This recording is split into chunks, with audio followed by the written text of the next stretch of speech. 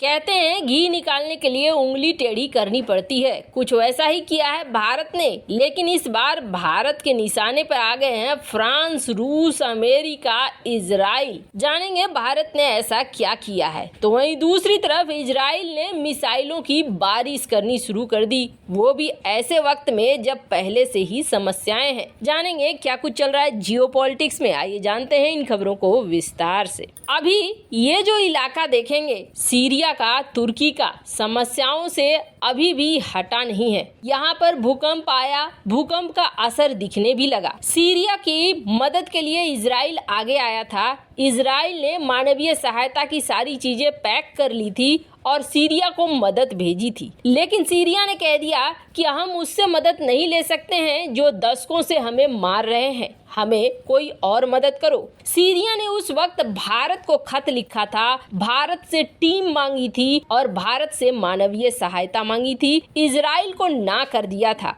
Syria के राष्ट्राध्यक्ष ने खुद से खत लिखा और भारत से मदद मांगी, पर अब भारत ने मदद तो पहुंचाई। भारत के अलावे कुछ एक देशों ने ही सीरिया को मदद दी। ज्यादातर देश तुर्की में लगे रहे। सीरिया को कुछ एक देशों का मदद मिलने का एक बड़ा कारण है। कारण ये है कि सीरिया गृह युद्ध से प्रभावित है। ऐसे में कोई भी अपने सैनिकों की जान जोखिम में नहीं डालना चाहता है कि वहां भेजकर अपने ही सेना के जवानों को मरवाया जाए। बहुत दिक्कत है सीरिया में अगर किसी भी विदेशी नागरिक को काम करना है तो। इजराइल की मदद सीरिया ने अस्वीकार कर दी अपने खुद के कारणों की वजह से। पर क्या इजराइल शांत बैठा रहा? तो ऐसा देखने को तो नहीं मिल रहा है। सीरिया की राजधानी दमास्कस में इजराइल ने मिसाइलों से हमला कर दिया है, ऐसा कहा जा रहा है। और रिपोर्ट के अनुसार इस हमले में सीरिया के 15 लोग ऊपर पहुंच गए। इजराइल की ओर से जो मिसाइल दागी गई है वो दमास्कस में स्थित एक बिल्डिंग में जाकर गिरी है और कहा जा रहा है कि जिस बिल्डिंग को इजराइल ने निशाना बनाया है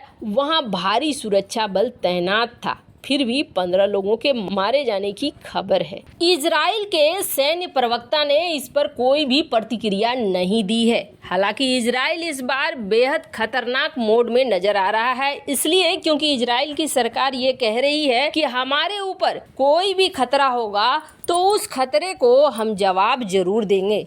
इजराइल ने एक साथ ईरान के खिलाफ मोर्चा खोल दिया है तो वहीं सीरिया के खिलाफ भी मोर्चा खोल दिया है। पर सवाल ये उठता है कि ऐसे समय में जब सीरिया खुद भूकंप से पीड़ित है, उसके लिए ये हमला बहुत बड़ा संकट लेकर आया है। खैर, जहां एक तरफ सीरिया और तुर्की में ये सब कुछ चल रहा है तो वहीं दूसरी तरफ शायद इन 4 देशों ने सोचा नहीं होगा कि भारत इतना बड़ा एक्शन ले लेगा और भारत ने वो एक्शन ले लिया है। भारत को हथियार आते हैं किन किन देशों से? अगर सवाल किया जाए तो पहला नाम निकल कर आएगा रूस, फिर निकल कर आएगा इजराइल, तीसरा नाम फ्रांस भी होगा और चौथा नाम में अमेरिका होगा। इसके अलावे भी और कई देश हैं। जितने भी हथियार बेचने वाले देश हैं ना, उनकी एक आदत होती है। उनकी आदत ये होती है कि जब उन्हें लेना होता है कोई भी कॉन्ट्रैक्ट तो वो हर शर्त मानने को तैयार हो जाते हैं, क्योंकि हथियार का बिजनेस ही ऐसा है।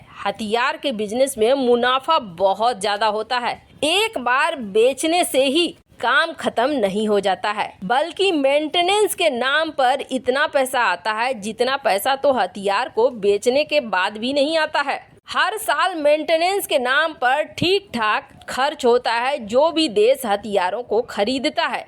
यही वजह है कि ये देश शर्त मानने को तैयार हो जाते हैं। उस समय शर्त पूरा कर दो, उसके बाद में बाद की देखी जाएगी। जब नई सरकार आई तो नई सरकार ने हथियारों के खरीद के साथ कुछ शर्तें जोड़नी शुरू कर दी और इन शर्तों को उस वक्त जिस देश ने भी हथियार बेचा भारत को, उसने स्वीकार कर लिया। जैसे कि फ्रांस ने भी, रूस ने भी, इजराइल ने भी, अमेरिका ने भी कि हाँ, हम इन शर्तों का पालन करेंगे। लेकिन एक बार हथियार बेचने के बाद ये उन शर्तों को भूल गए। भारत ने उन्हें याद दिलाने की कोशिश की। भारत ने कई बार रिमाइंडर भेजे और कहा कि आपने हमारी शर्त का पालन नहीं किया है।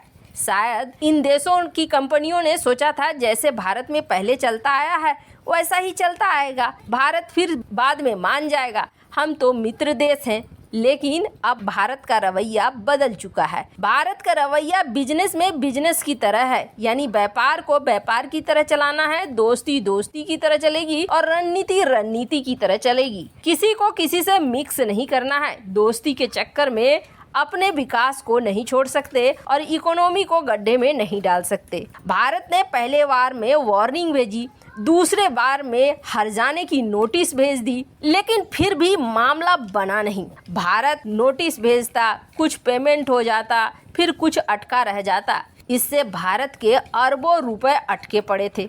अब भारत की शर्त क्या थी? भारत की शर्त ये थी कि आप हमसे कॉन्ट्रैक्ट ले रहे हो, ठीक है, इसका एक बड़ा हिस्सा आप भारत में ही निवेश करोगे, यानी ये पैसा भारत में वापस से लगाओगे और भारत में लगाने से ये होगा कि एक तो आम लोगों को नौकरी मिलेगी, दूसरा आप भी अपना प्रॉफिट उठा लोगे। इस शर्त को उस समय चारों देश मान चुके थे, पर एक बार हथियार बेचने के बाद ये चारों देश भूल गए इस शर्त को। बार बार नोटिस, बार बार हर्जाने के लिए याद दिलाना, इसमें भी पूरा हर्जाना वापस नहीं आना। एक मौका तो ऐसा आया कि फ्रांस की कंपनी पर भारत ने ठोक दिया था हर्जाना, हालांकि फ्रांस की कंपनी ने चुकाया भी था, पर कहा जाता है कि अभी भी बकाया राशि बहुत है। ऐसे में भारत को हथियार भी खरीदने हैं, भारत को अपनी शर्त भी पूरी करवानी है। अब सामने वाला देश हाँ कर दे और बाद में ना दे तो ये एक बड़ा लंबा और चिकचिक वाला प्रोसेस हो जाता है।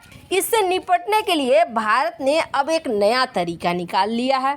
भारत ने कहा कि हम 25% फंड रिलीज कर रहे हैं, जिसके तहत हम खरीदेंगे हथियारों। पहले तो जो हथियार घर में बनाए जा सकते हैं उन हथियारों को हम खरीदेंगे नहीं। अगर फिर भी ऑर्डर जाता है तो सीडीएस इस ऑर्डर को पहले निगरानी करेंगे कि जरूरत है या नहीं है, फिर ही इस तरीके का ऑर्डर दिया जाएगा। और दूसरी बड़ी बात ये कह दी कि जो हम विदेश में खर्च करेंगे 75% फंड अपने देश में लगाएंगे। इसका क्या मतलब है, साधारण भाषा में समझिए। अगर अमेरिका को भारत को हथियार बेचना है तो आकर यहाँ पर कंपनी लगानी होगी और यहीं पर कंपनी लगेगी तो यहाँ के लोगों को रोजगार भी मिलेगा और भारत को हथियार भी मिलेगा। भारत उन हथियारों को एक्सपोर्ट भी कर पाएगा। यही किस्सा इजराइल के साथ भी है, यही किस्सा फ्रांस के साथ भी है, रूस के साथ भी है। यानी चाहे कोई भी देश हो, चाहे कितने भी क्लोज रिलेशन क्यों न हो,